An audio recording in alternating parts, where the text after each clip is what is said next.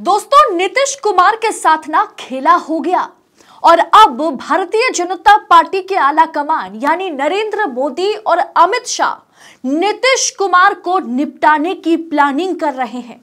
नीतीश कुमार को मोदी जी के साथ हाथ मिलाने के लिए 100 बार सोचने की जरूरत थी, लेकिन जल्दबाजी करके नीतीश कुमार ने जो फैसला लिया वो अब नीतीश कुमार को ही महंगा पड़ रहा है और पड़ना ही था, क्योंकि भारतीय जनता पार्टी ने अमित शाह और नड्डा ने बिहार में नीतीश के विधायकों को तोड़ना शुरू कर दिया है।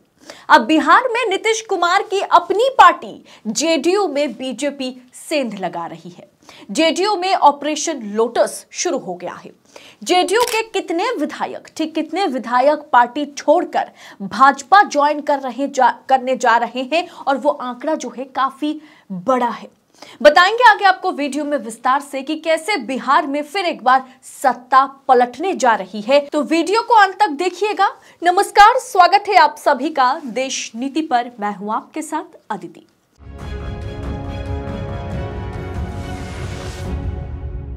देश नीति, केवल सच्ची और पक्की खबरें।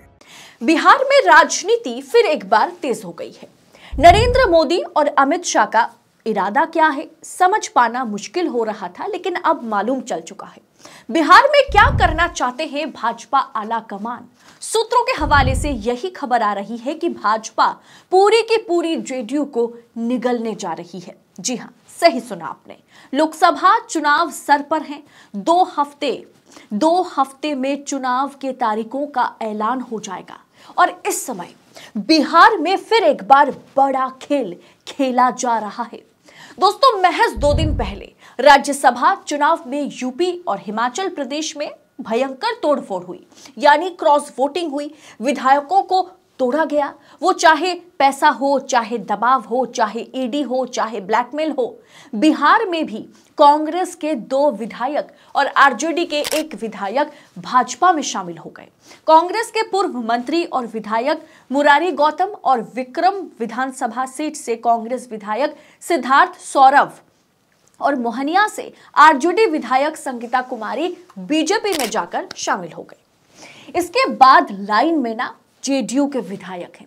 करीब सूत्रों की माने तो करीब 12 विधायक जो है वो भाजपा के साथ, जेडीयू के 12 विधायक भाजपा के साथ संपर्क में है।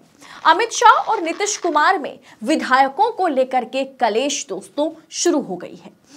दोस्तों, बिहार की अभी जो स्थिति है ना, आप स्क्रीन पर देख पा रहे होंगे कि भाजपा के पास 78 सीटें, जेडीयू के पास 45 विधायक, आरजेडी के पास 79 विधायक, कांग्रेस के पास 19 विधायक और लेफ्ट के पास 15 विधायक है।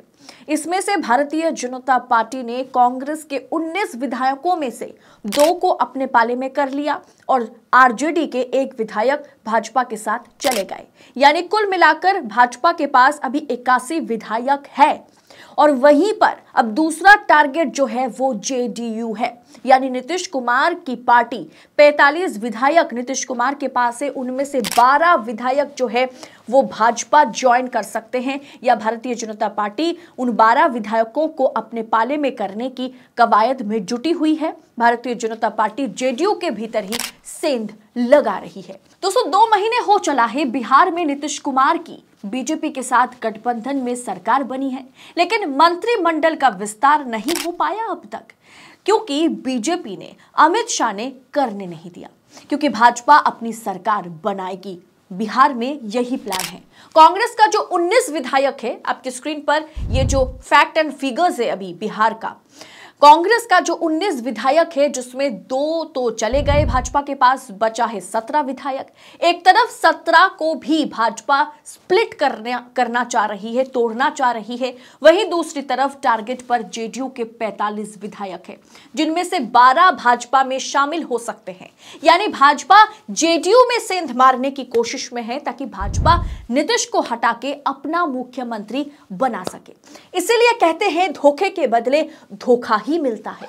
इससे पहले पिछले साल नीतीश ने इसीलिए भाजपा का साथ छोड़ा था ताकि बीजेपी नीतीश के विधायकों पर डाका डाल रही थी। अब किस वजह से नीतीश कुमार फिर से भाजपा के पास चले गए और अपनी पार्टी को ही, अपनी पार्टी की जो वर्चस्व है, अपनी पार्टी की जो वजूद है, उसी को उन्होंने दांव पर लगाया, ये ऊपर वाला ही जाने। लेकिन इतना तो तय है कि नीतीश कुमार को निपटाने की पूरी कोशिश की जा रही है। अब नीतीश कुमार ना मुख्यमंत्री की कुर्सी पर कुछ ही दिन का मेहमान रह गए हैं। पॉलिटिकल एक्सपर्ट्स ये भी मान रहे हैं कि बीजेपी नरेंद्र मोदी बस 2024 चुनाव का इंतजार कर रहे हैं। जैसे ही भाजपा की वापसी होगी, महाराष्ट्र में शिंदे गुट के विधायकों को तोड़कर पूर्ण रूप से भाजपा की सरकार महाराष्ट्र में बनेगी और बिहार में जेडीयू को तोड़कर पूर्ण रूप से बीजेपी की सरकार आला कमान जो है बनाएंगे।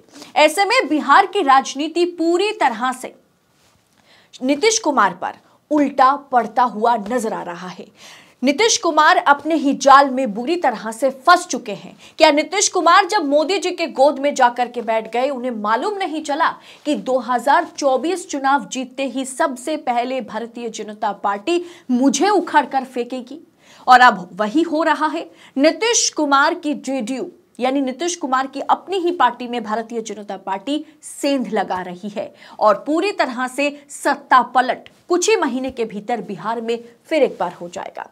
इस पूरे विषय पर, इस राजनीतिक विश्लेषण पर आपकी राय क्या है? कमेंट कर अपनी राय हमारे साथ जरूर शेयर कीजिएगा। बाकी राजनीति और राजनेताओं से जुड़ी तमाम खबरों को पड़ताल के साथ पाने के लिए देश नीति को सब्सक्राइब जरूर करें। बहुत बहुत शुक्रिया। जय हिंद, जय भारत।